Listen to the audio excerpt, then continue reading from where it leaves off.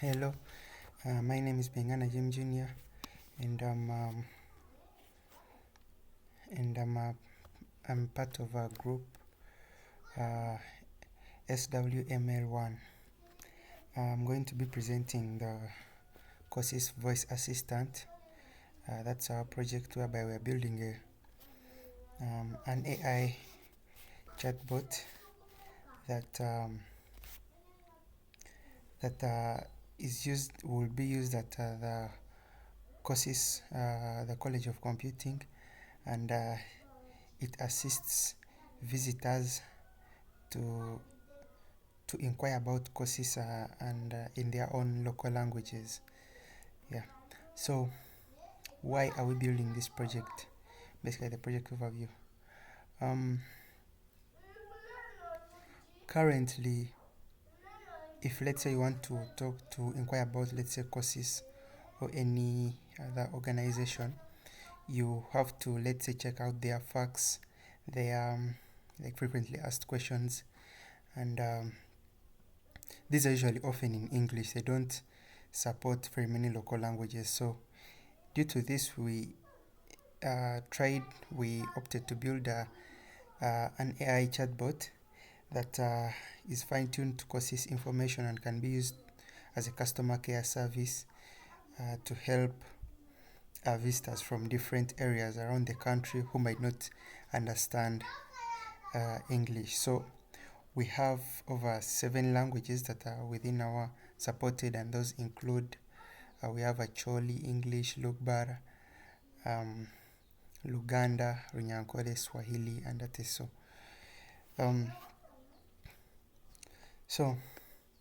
What is our research objective? So the main objective is to develop and evaluate the CoCIS voice assistant, which is multilingual real-time voice assistant integrating different models for large language identification, classification, intent classification, knowledge retrieval. Basically, we are building an AI system that couples a different number of models that assist in building a customer care service for courses that supports different languages. So within this, we had set some objectives which include data processing, language identification, automatic speech recognition, natural language understanding, plus the knowledge base, and text to speech. Then we also evaluated the system. So for data processing, we use the SALT model, which is a data set that is developed by Sunbird AI that contains over 7 languages, 7 Ugandan languages, with voice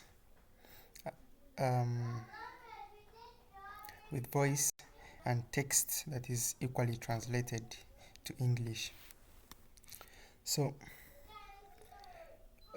for, let's say, the background and literature reviewed basically the different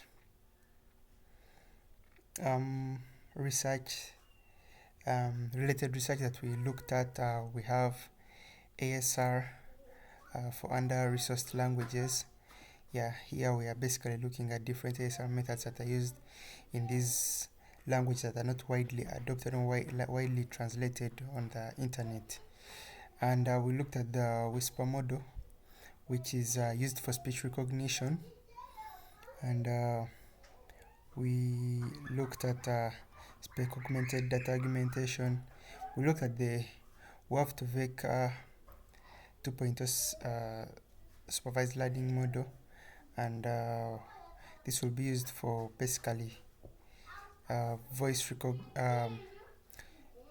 to text or speech to text. And we also looked at the Afro XML model, which is a certain model developed by a certain engineer that looks at different African languages, around 17, and basically outperforms general multilingual models. And so what does our dataset include? So as mentioned before, we are using a Sunbird AI SALT dataset, which includes speech annotations and for low resource transcriptions. The data is on Hugging Face, specified in the Hugging Face link within the presentation, and it includes 7 Ugandan languages.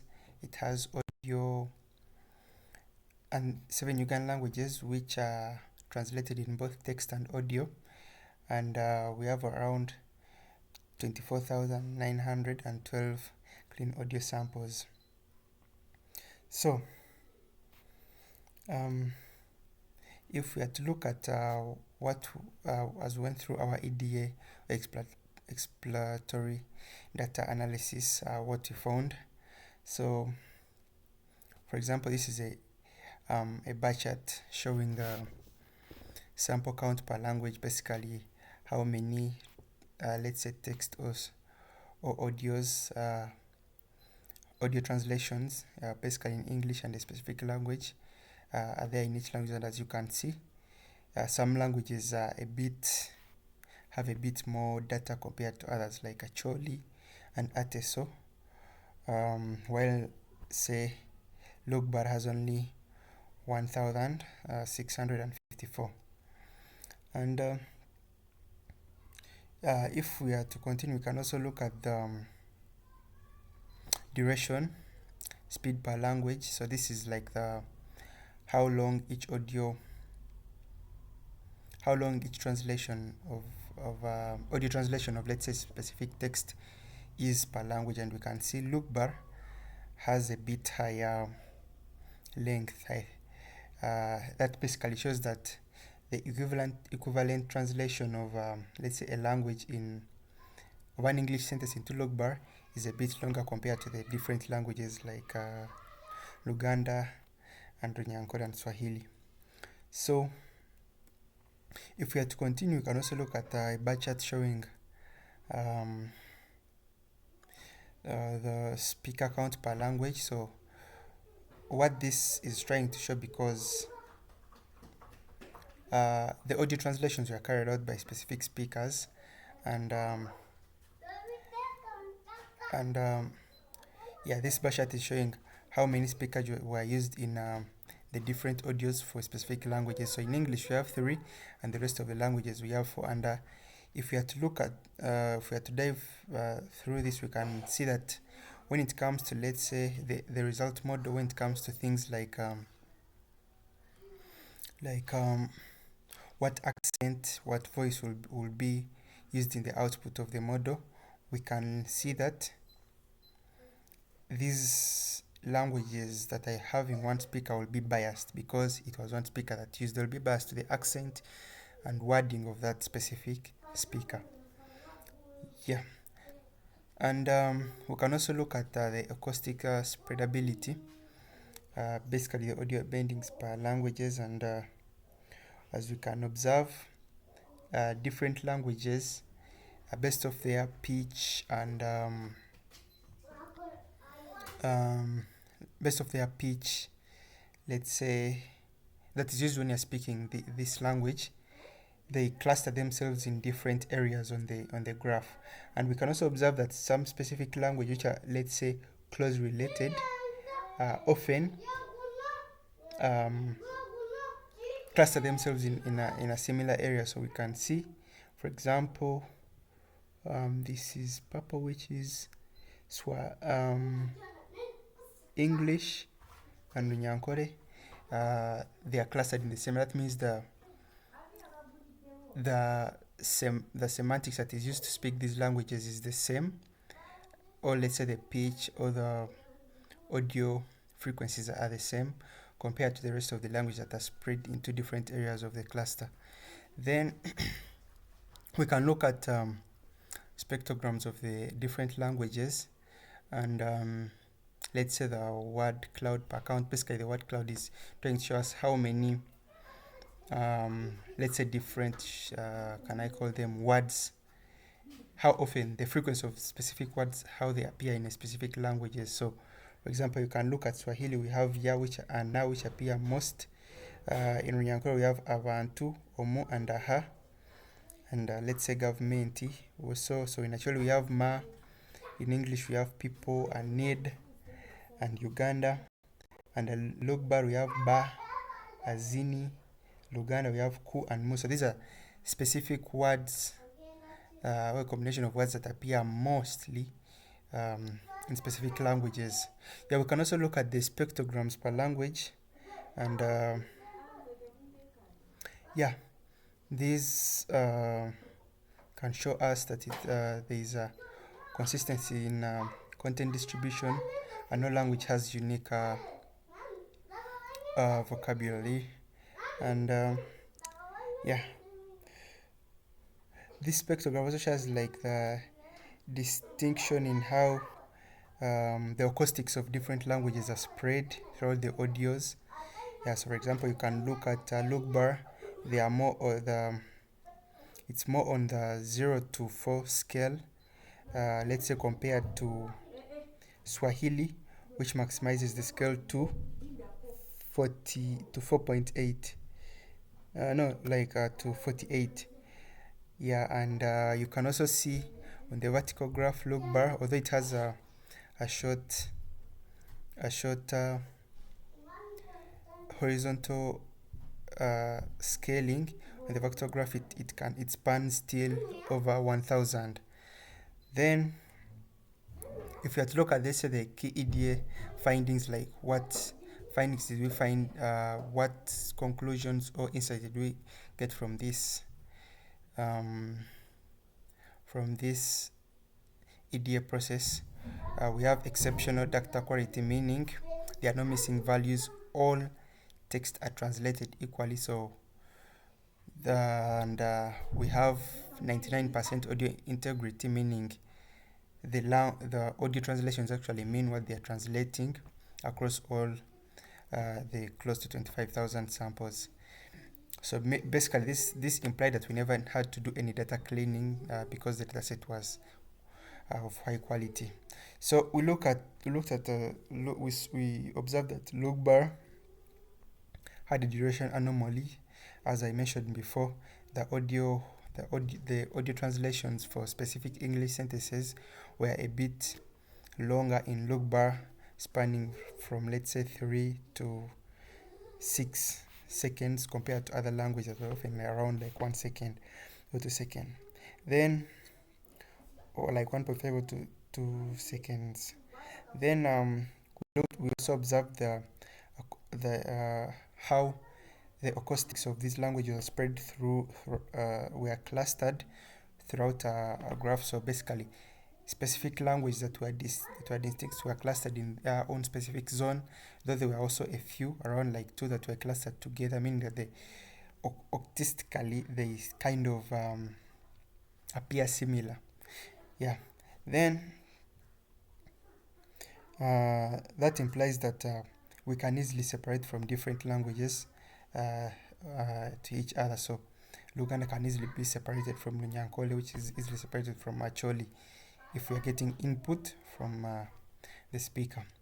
Then we also saw some imbalances, meaning as mentioned before in Lugbar, whereby there are fewer samples in Lugbar compared to other languages like Acholi and Ateso. And we also observed some speaker bias, considering specific languages apart from English had only one speaker per language. That implies that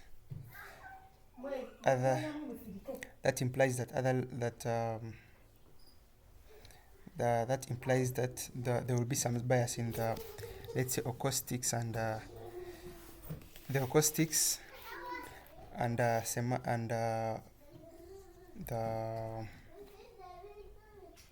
accent of this output audio that is after translation.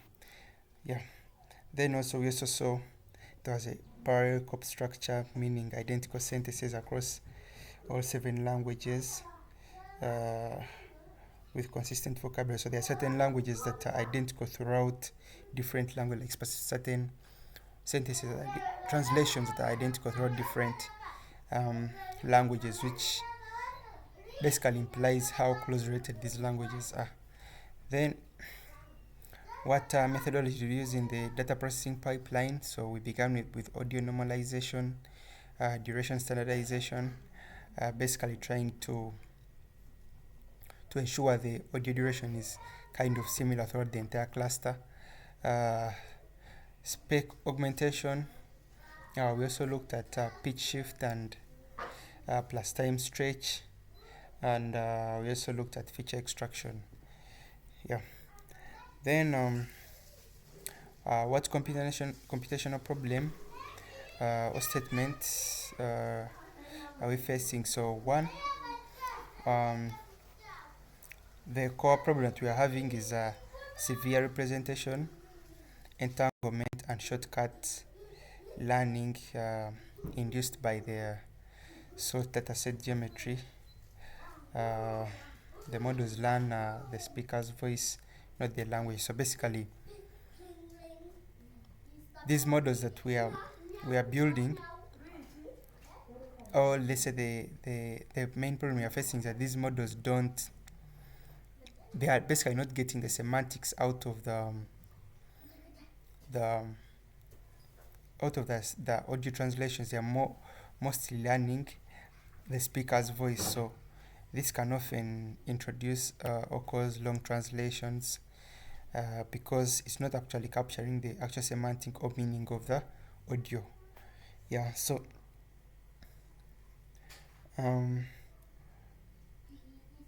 as mentioned also before, we have some speaker bias. Basically,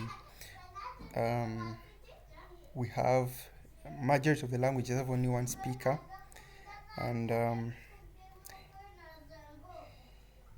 yeah, those are like the main computational problems that we are facing. So the evaluation frameworks that we used, we mainly used automated evaluation frameworks. So we looked at the word error rate, so how many words like word translations were wrong. We looked at the character error rate. That means let's say a specific word, the characters in a specific word actually, let's say, they don't appear right. And we also looked at intent classification.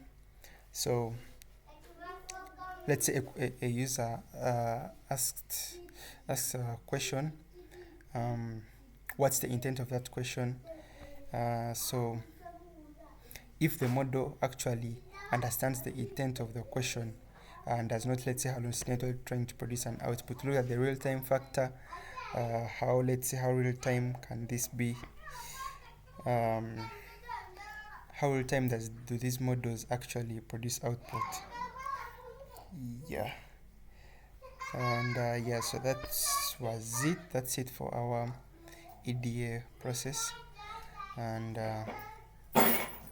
so the remaining work that we are left with is using Whisper, training the Whisper model, adding embedding the Afro XML, the Afro XLMR model for intent classification, and fine-tuning it to the data that we used. I mean the CoCIS specific data. We might also run 30 passes, run some evaluation on actual humans to see how the model performs in the real world, and we shall also do some full system integration and RTF profiling. Yeah, so thank you. That's it for us. And as mentioned before, we are mainly being an Jim Junior and a call Paul in this group, which is SW-ML-1, and we are focusing on natural language processing. So thank you for listening.